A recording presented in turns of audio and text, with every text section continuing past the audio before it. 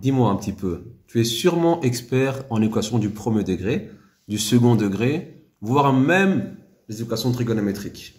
Mais est-ce que tu sais résoudre une équation avec des logarithmes et des exponentiels?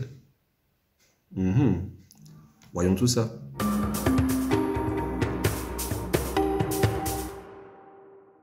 Bonjour à tous et bienvenue dans le programme de mathématiques. C'est un programme de 4e année qui a comme thème ici les équations logarithmiques et exponentielles. Nous allons faire un petit rappel et revoir les règles de calcul des exponentielles. Donc on sait que dans les exponentielles, on a donc des puissances. Donc ici, on a la multiplication d'une puissance qui donne donc l'addition des exposants. La division d'une puissance qui donne la soustraction des exposants. L'exposant d'un exposant, on fait une multiplication entre les exposants. Et ici, la distribution donc d'un exposant dans une parenthèse. On a également d'autres règles comme A exposant 0 qui donne 1, A exposant 1 qui donne lui-même, donc A. On a une autre règle qui est donc l'exposant négatif qui va donc inverser la base. Et on a aussi l'exposant qui va donner une racine à la base. Ok, faisons un rappel maintenant des règles de calcul pour les logarithmes. Donc ici, on a la loi pour la somme de deux logarithmes. On a également donc la règle pour la soustraction de deux logarithmes, donc, qui devient donc une division de x sur y.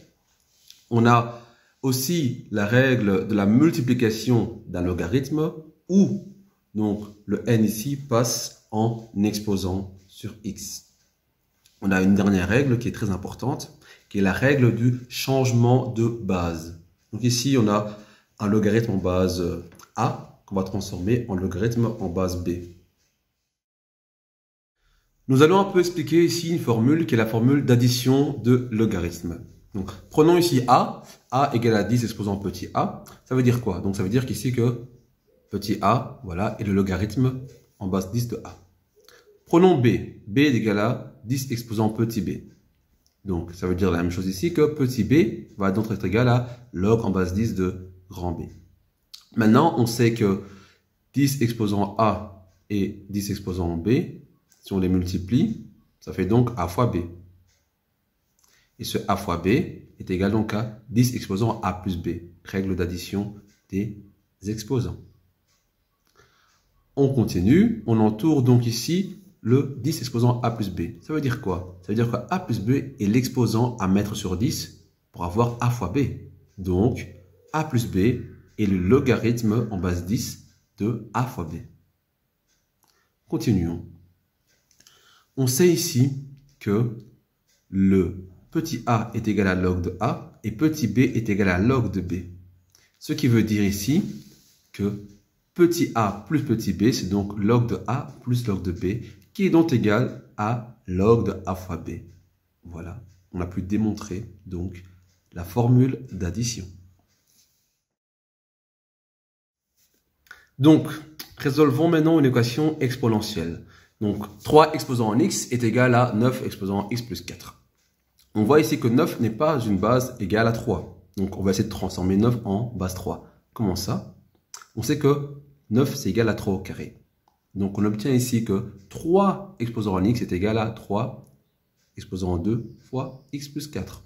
On multiplie 2 avec x plus 4 et on obtient simplement 3 ici exposant en x va être égal à quoi? Va être égal à 3 exposé en 2x plus 8. Étape importante, c'est comparer les exposants. On a x à gauche et à droite, on a 2x plus 8. Et qu'est-ce qu'on va faire? On va simplement égaliser les exposants. On aura donc ici x qui va être égal à 2x plus 8. Pourquoi? Parce qu'en fait, il faut savoir que la fonction exponentielle est une fonction qui est bijective. Ça veut dire que lorsqu'on a deux y qui sont les mêmes, ça veut dire ici que les x doivent aussi être les mêmes.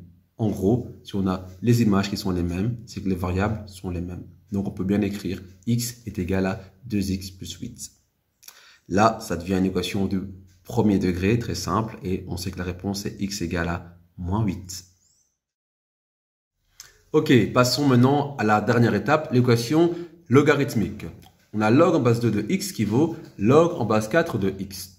On remarque ici qu'on a une base 4 à droite et une base 2 à gauche. Donc on va transformer la base 4 en base 2 avec la formule de transformation de changement de base ici.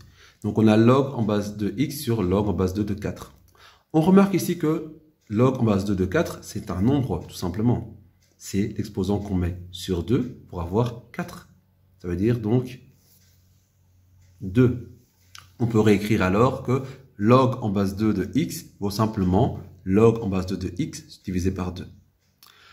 Le 2 peut passer de l'autre côté et devenir alors 2 fois log en base 2 de x qui est égal ici à log en base 2 de x. Le 2 peut aller en exposant, bien sûr. Donc ça veut dire qu'ici on obtient log en base 2 de x carré qui vaut ici log en base 2 de x. On souligne le x carré à gauche et le x à droite. Ce sont les variables des fonctions logarithmiques. Donc ici, si deux images sont les mêmes, ça veut dire que les variables doivent être également les mêmes, puisqu'on a une fonction qui est bijective. Donc on a x carré qui vaut x. C'est une fonction qui est assez simple à résoudre. On trouve ici que x doit être égal soit à 0, soit à 1. Nous allons faire ici une analyse de la solution. On a donc trouvé précédemment comme solution x égale 0 et x égale à 1. Mais nous savons ici que la fonction log en base 2 de x est une fonction qui a un domaine restreint. Ça veut dire quoi? Ça veut dire ici que les x ne peuvent être que strictement positifs. Ce qui signifie qu'on va donc prendre tout x appartient à R0+, et ce qui signifie alors que la solution x égale 0 sera à rejeter. Bravo à toi, tu as très bien travaillé. Tu es maintenant expert en fonctions et équations logarithmiques et exponentielles.